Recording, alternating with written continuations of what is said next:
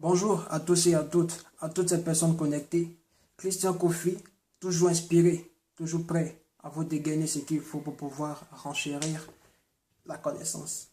Aujourd'hui, je vais parler d'un thème que beaucoup d'élèves négligent, que certains professeurs même négligent, parce que ça ne sort pas comme ça à l'examen. Mais on ne sait jamais dans la vie, ça peut vous surprendre. Et sachez qu'avec Christian Kofi, rien ne se fait au hasard. Alors, il faut suivre attentivement cette vidéo afin de pouvoir comprendre. Et c'est très important aussi pour tous ces élèves qui vont vouloir faire des filières comme le droit, l'histoire, la sociologie. Ça va vous permettre de pouvoir comprendre un peu comment fonctionne le monde. Ce n'est rien d'autre que la notion d'humanité.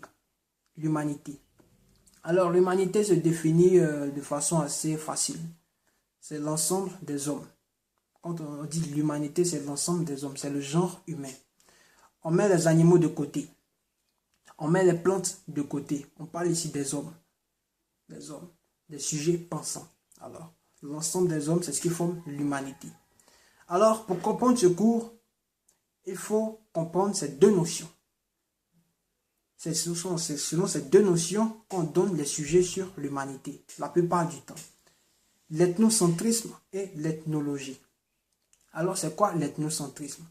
L'ethnocentrisme, c'est le fait pour une race ou bien une culture de s'estimer supérieure par rapport aux autres. C'est le fait pour une race ou une culture de s'estimer supérieure par rapport aux autres.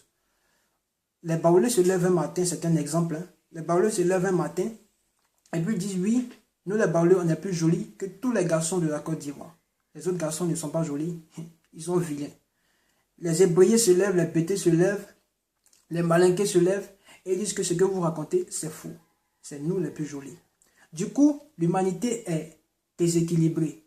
L'humanité est en péril à cause de l'ethnocentrisme. Parce que tout le monde veut s'estimer supérieur par rapport à l'autre. Mais ce qui s'oppose à l'ethnocentrisme, c'est l'ethnologie. Alors l'ethnologie, par définition étymologique, c'est l'ensemble, c'est l'étude des cultures. C'est la science qui étudie les cultures.